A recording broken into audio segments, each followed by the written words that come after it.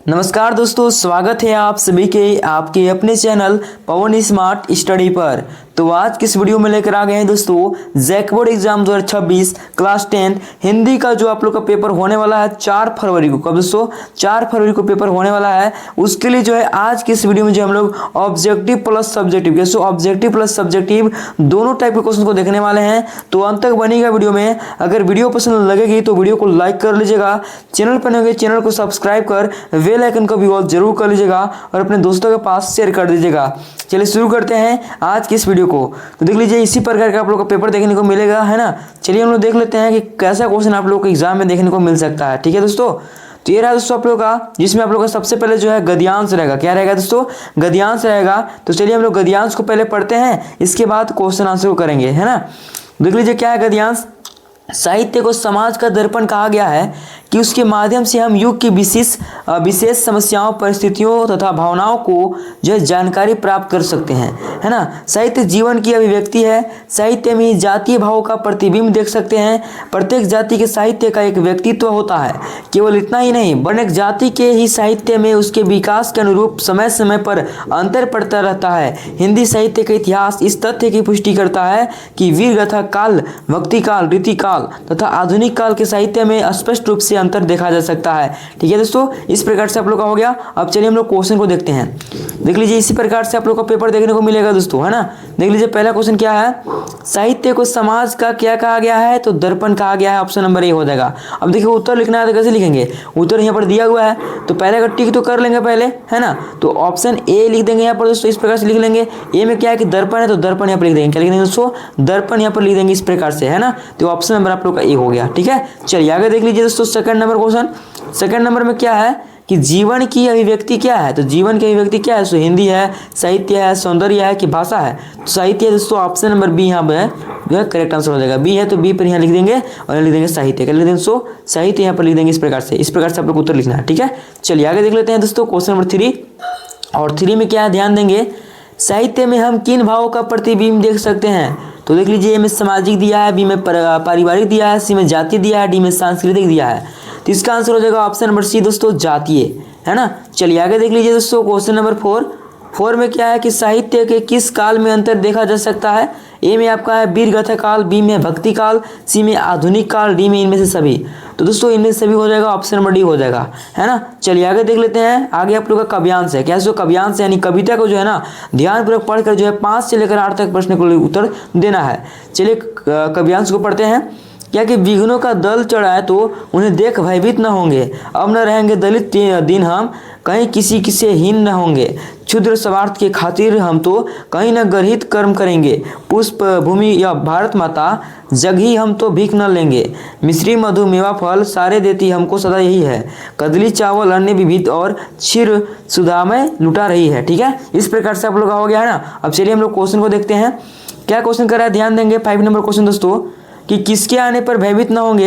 ए में आप लोगों का दिया सिंह के आने पर, बी में तूफान के आने पर, सी में विघ्नों का दल चढ़ने आने पर, है ना, और डी में है रात आने पर। तो यहाँ पर दोस्तों ऑप्शन नंबर सी हो जाएगा, विघ्नों के दल चढ़ने आने पर, है ना। चलिए आगे देख लेते हैं दोस्तों क्वेश्चन नंबर 6 में क्या है ध्यान देंगे आप लोग कि भारतवासी, कैसे तो भारतवासी किसके खातिर गर्हिम कर्म यानी कि निर्दयनीय कार्य नहीं करेंगे? तो क्षुद्र स्वार्थ, है ना, क्षुद्र स्वार्थ ऑप्शन नंबर ए हो जाएगा।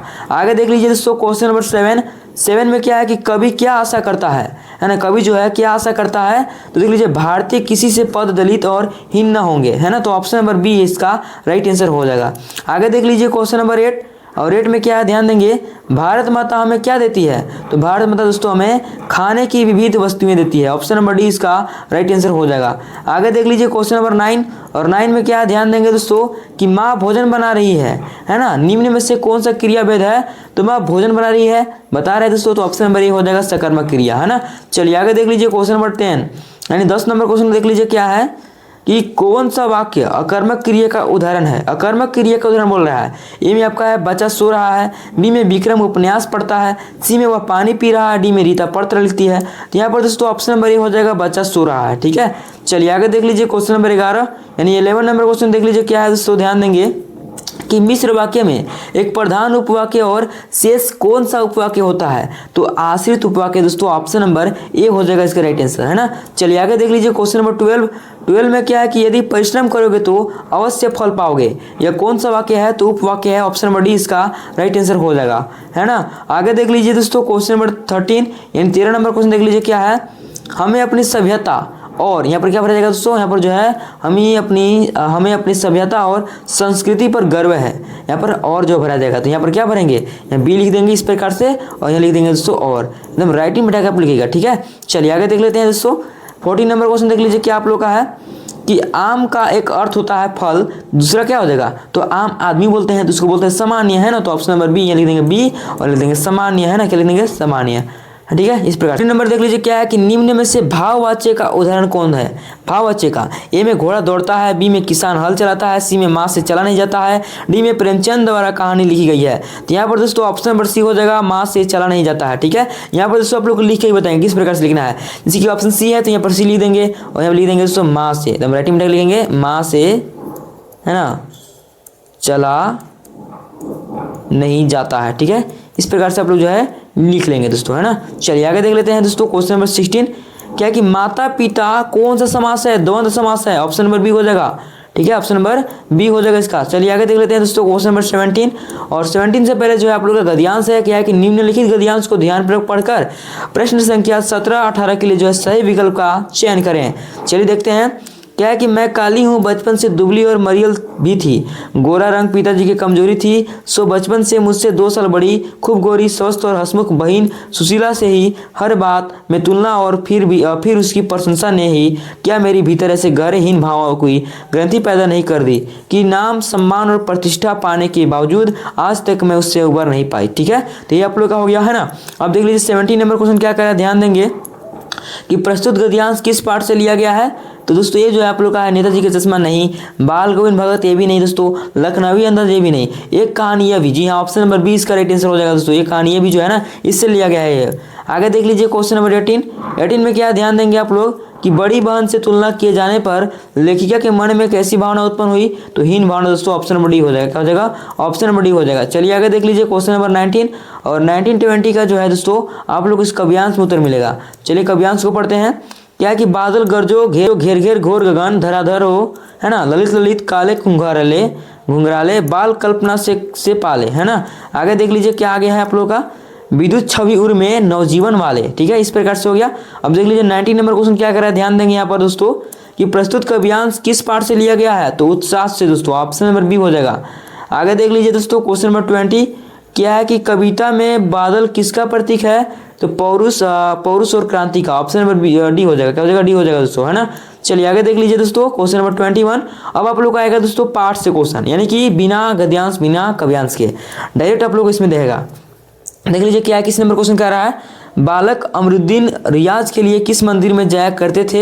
ए में आप लोग का संकट मोचन मंदिर, बी में विश्वनाथ मंदिर, सी में बालाजी मंदिर और डी में महादेव मंदिर। तो इसका हो जाएगा दोस्तों ऑप्शन नंबर सी बालाजी मंदिर, है ना। चलिए आगे देख लीजिए दोस्तों क्वेश्चन नंबर 22 यानी 22 नंबर क्वेश्चन देख लीजिए क्या है, बूढ़ा मरियल सा आदमी कौन था दोस्तों? तो कैप्टन चश्मे वाला, ऑप्शन नंबर बी हो जाएगा इसका, क्या हो जाएगा, ऑप्शन नंबर बी हो जाएगा। चलिए आगे देख लीजिए क्वेश्चन नंबर 23 क्या है दोस्तों कि बाल गोविंद भगत जो है लगभग कितने वर्ष के थे? तो 60 वर्ष दोस्तों, ऑप्शन नंबर सी हो जाएगा, ठीक है। चलिए आगे देख लेते हैं दोस्तों क्वेश्चन नंबर 24 ना, 24 देख लीजिए क्या है, ध्यान देंगे आप लोग कि कहानी लेखन के लिए क्या आवश्यक है?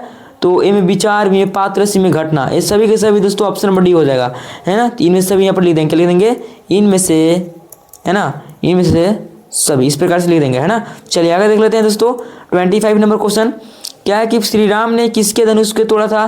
परशुराम के, बी में शिव जी के, सी में ब्रह्मा के और डी में विष्णु के। देखिए दोस्तों सी और डी गलत हो गया, परशुराम के ये भी नहीं दोस्तों, शिव जी का धनुष तोड़ा था, है ना, ऑप्शन नंबर 20 करेक्ट आंसर हो जाएगा। चलिए आगे देख लीजिए दोस्तों क्वेश्चन नंबर 26 क्या है कि गोपियों ने करुई ककरी के समान किसे बताया है? तो एक संदेश को दोस्तों, ऑप्शन नंबर बी हो जाएगा, है ना। चलिए आगे देख लीजिए दोस्तों क्वेश्चन नंबर 27 क्या है, ध्यान देंगे कवि के अनुसार छाया को छूने से क्या होता है? दुख की प्राप्ति, ऑप्शन नंबर बी हो जाएगा, है ना। चलिए आगे देख लीजिए दोस्तों क्वेश्चन नंबर 28 क्या है कि यह दंतुरित मुस्कान कविता में कवि को कौन एकटक निहार रहा है? माँ, पत्नी, पिता, शिशु, यानी शिशु दोस्तों ऑप्शन नंबर सी हो जाएगा, है ना। बच्चे भी दे सकता है तो वही आप लोग का आंसर हो जाएगा। आगे देख लीजिए 29 नंबर क्या है कि रानी एलिजाबेथ द्वितीय कहाँ की रानी थी? हिंदुस्तान की नहीं, पाकिस्तान की नहीं, नेपाल की भी नहीं दोस्तों, इंग्लैंड की थी, है ना। ऑप्शन नंबर डी इसका राइट आंसर हो जाएगा।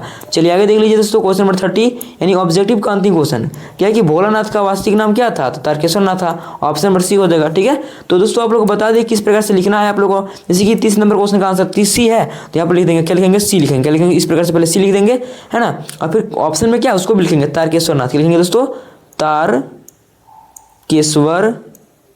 नाथ। ठीक है, इस प्रकार से आप लोग को लिख देना है ना। चलिए, तो ये हो गया दोस्तों। तो हम लोग ऑब्जेक्टिव क्वेश्चन को देख लिए। अब हम लोग कुछ सब्जेक्टिव प्रश्न को भी देखेंगे। देख लीजिए, क्या सब्जेक्टिव प्रश्न में ये आप लोग का गद्यांश देगा दोस्तों, है ना। गद्यांश इसमें आप लोग का दिया हुआ है, इस गद्यांश को पढ़कर उत्तर देना है। हम क्वेश्चन दिखा दे रहे हैं कौन कौन इंपॉर्टेंट है। देख लीजिए, जगत और पृथ्वी के साथ हमारा कैसा संबंध है, ये दोस्तों आप लोग को 2 मार्क्स का है, जो कि इसका आंसर आप लोग गद्यांश में देखने को मिल जाएगा, है ना। चलिए आगे देख लीजिए दोस्तों, आगे आप लोग का है प्रकृति के अंतरंग भाव का क्या तात्पर्य है, ये भी दोस्तों आप लोग को मिल जाएगा। इस प्रकार से जितना भी प्रश्न है दोस्तों आपके लिए बहुत ही इंपॉर्टेंट है ना। इस प्रकार से आप लोग को पेज देखने को मिलेगा, इसमें लिखना है। जैसे कि इसमें हम लिखे कुछ, है ना, जिसके ऊपर देख लीजिए, प्रकृति शब्द का विशेषण क्या होगा, तो इस प्रकार से नहीं लिखेंगे दोस्तों। यहाँ पर आप इस प्रकार से नहीं लिखेंगे, पहले यहाँ लिखेंगे, क्या लिखेंगे दोस्तों, कि प्रकृति, यहाँ लिखेंगे प्रकृति, है ना। प्रकृति लिखकर इस तरह से जैसे दिया उसे लिख देंगे, प्रकृति शब्द, है ना, प्रकृति शब्द का विशेषण, है ना। विशेषण क्या होगा, तो विशेषण हो जाएगा दोस्तों, क्या हो जाएगा, प्राकृतिक। क्या हो जाएगा दोस्तों, विशेषण प्राकृतिक हो जाएगा, प्राकृतिक होगा। प्राकृतिक है दोस्तों, यहाँ पर इन्वर्टेड को हम घेर दीजिएगा इस प्रकार से। ठीक है, ये हो गया आप लोग का आंसर। इस प्रकार से लिखेंगे तो आप लोगों को फुल मार्क्स मिल जाएगा दोस्तों, है ना। डायरेक्ट आप लोग नहीं लिखेंगे, प्राकृतिक डायरेक्ट नहीं लिख देंगे, है ना। इस प्रकार से लिखेंगे, इस प्रकार से जैसे बताएं उस प्रकार से लिखिएगा, ठीक रहेगा। ठीक है, अब देख लीजिए यहाँ पर दोस्तों, ये भी क्वेश्चन बहुत इंपॉर्टेंट है ना। आगे देख लीजिए दोस्तों, आगे दिखा दे रहे हैं, काशी में हो रहे परिवर्तन बिस्मिल्लाह खां को विवर्तित करते थे। ये भी बहुत इंपॉर्टेंट है दोस्तों, है ना, इसको भी कर लेंगे। चलिए आगे देखते हैं दोस्तों, आगे देख लीजिए, ये भी बहुत इंपॉर्टेंट है दोस्तों, है ना। देख लीजिए, बहुत इस तरह का सारा बहुत ही इंपॉर्टेंट क्वेश्चन था, जितना हम क्वेश्चन दिखा रहे हैं। तो मतलब कि दोस्तों आज की इस वीडियो में लोग ऑब्जेक्टिव प्लस सब्जेक्टिव कुछ क्वेश्चन को देख लिए। सब्जेक्टिव क्वेश्चन को दोस्तों बता दें कि आप लोग को हम बनाए वीडियो, है ना, सब्जेक्टिव क्वेश्चन का बना है हिंदी का, उसको देख लेंगे आप लोग। ठीक है, एक बार उसका लिंक जो है डिस्क्रिप्शन बॉक्स में दे देंगे, वहाँ से आप लोग देख लेंगे। ठीक है, बाकी इस वीडियो अगर वीडियो पसंद लगी होगी तो वीडियो को लाइक कर लीजिएगा। चैनल पर नए होंगे चैनल को सब्सक्राइब कर बेल आइकन को भी और जरूर कर लेंगे, है ना। चलिए तो मिलते हैं इस नेक्स्ट वीडियो के साथ, तब तक के लिए जय हिंद, जय भारत।